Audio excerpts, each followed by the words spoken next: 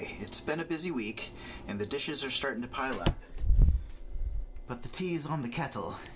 Still, I'm quite excited because this arrived from Reverb.com. I've been having a really good time. When I exhaust all of my local sources at different music shops like Trade Up Music and Old Town Music, I turn to Reverb.com and find just the right thing. And here is the old mixer, a Yamaha MG10XU, and that had been serving Kirtan needs, sound therapy needs, as a great kind of mobile way to expand microphone inputs, and it's got these great Nutric connectors, combination of 1/4 inch and XLR, and all these twiddly knobs and such, but kept bumping up into the limits of 4 of those, needed a few more, so boom, there's 10. There's 10 inputs. I've never had a mixer this big, and I'm finding this Peavey PV14 to be wonderfully designed. This is the essence of a mixer, and nothing else, except for some effects. Got this used, and it's a little banged up, and it even came with this. Let's see. Can you read that? So violin. Keep running into more violin players and making sounds with them. And these a little magnet with a label on it.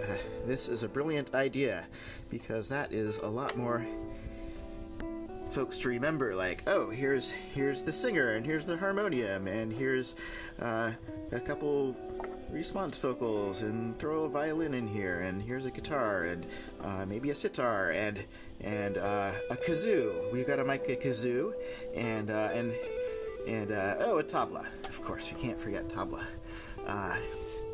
And playing these kirtan practices. It's been neat plugging this thing into a pair of Fishman SA220s, or just one SA220, depending on the size scale that is needed. But we've got more inputs to play with, so golly, we'll be looking for more folks to plug in on some special occasions sometime soon. So these have good old-fashioned XLR connectors, none of the combination connectors. So it's a little more low-tech, but it's robust. And then there's some line inputs too, and some inserts, which I usually don't use. And it's got the whole selection of gain, 3-band EQ. It's got to the monitors and to the effects. It does have some built-in effects, and I tried them out the other day and through an SM57, and they sound really kind of neat.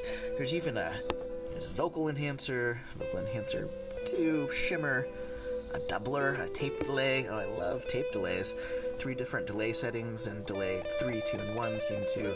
Oh, there's 1 repeat at delay 1, 2 repeats at delay 2, and 3 repeats at delay 3, so that's well understood. Plus your whole assortment of reverbs on this side, from Spring, Cathedral, all kinds of room sizes, hall reverbs, and such. This is exciting. There's a couple, well, we can compare these to doodads, because they're similar function, but one is scaled up, and they're not making this model anymore. I think Peavey has moved on to some USB fancy version, but this has, I think, everything I need to create some good mixes. I like some differences between the knobs. Like, we have color-coded knobs for every section, and the Yamaha does have a single dial compression on channels 1 and 2, which is pretty cool, to just squash some vocals every now and then, or an instrument. But they have these color knobs where the tops are color-coded, and there's a little thin black line to denote where you are at in your mid-range. But over here, I find this to be much more readable, where the knob is the color, and then there's a the eye is naturally drawn to brighter color or brighter light. So go towards the light, Elliot. And this has a little white indentation which indicates, and I find that, I can read that from a distance, whereas I gotta get up really close and I start to, what level is that mid-range at? I need to actually come closer there. So this is a much better design where I can really tell where the knobs are at from a distance, up close. 60mm faders, which are great. They have a nice easy action, and there's no buzz or no fuzz in any of the action. When I was testing it last night, this is a really neat feature. We've been plugging in recently a Mackie mixer that just seems to be so convoluted and not difficult to understand, and it kept finding the mutes were on, but there was no light on the Mackies, and these actually have a light, and all of these mute buttons work well on this thing. And I guess I can turn it on because there is power, but